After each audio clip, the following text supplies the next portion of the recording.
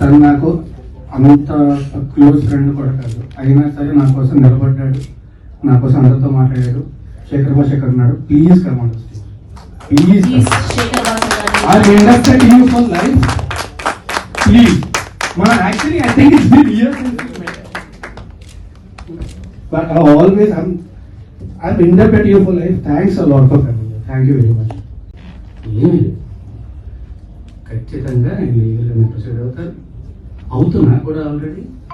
నా దగ్గర ప్రతి ప్రూఫ్ ఉంది. ఇప్పుడు వాళ్ళు చేసిన మీ అందరి మీడియా ముందు చేసిన ఎలిగేషన్కి దేనికైనా సరే మీరు ఇన్ని రోజులు మాట్లాడే మాటలు విన్నారు, కానీ ఏ రోజన్నా ఒక ప్రూఫ్ అడిగారా? ఆ ప్రూఫ్లు వాళ్ళు చూపించాల్సింది చూపిస్తున్నారు.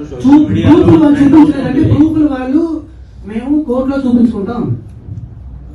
అంటే మీరు 10 సంవత్సరాలు ఉండలేదా? నేను మళ్ళీ చెప్తున్నాను, దయచేసి respect all you people, please don't talk about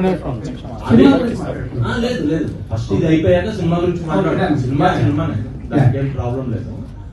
అంటే మెయిన్ ఎలిగేషన్ ఏంటంటే మీరు లివింగ్ టుగెదర్ అనేది మెయిన్ ఎలిగేషన్. నేను ఫస్ట్ డే ఆవిడ వచ్చి మాట్లాడిన రోజు ఫస్ట్ డే వచ్చి మీడియా అందరితోనే మాట్లాడింది.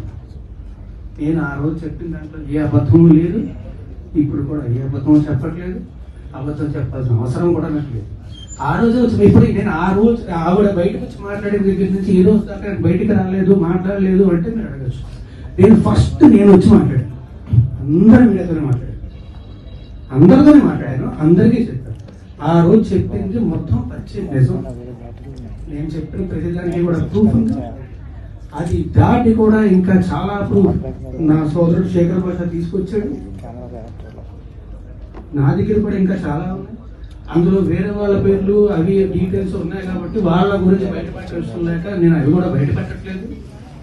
నేను ఏది బయటపడలేదు. అండ్ ఆల్సో మళ్ళీ చెప్తున్నాను, నాకు ఆవిడికి వ్యతిరేకంగా ఏమీ లేదు. నేను తప్పు కాదు అది మాత్రం నేను ప్రూవ్ చేసుకోవాలని చెప్పి దయచేసి ఇక్కడ టాపిక్ వదిలేసి సినిమా గురించి మాట్లాడుకుందాం అని చెప్పాను కదా. ప్లీజ్ నువ్వు మీ ఇంట్లో నుంచి ఎందుకు బయటకు వచ్చేసా? ఏమండి, మీరు మీ ఇంట్లో వచ్చేసి నేను సినిమా గురించి మాట్లాడమని దయచేసి అందరినీ ఇది ఒక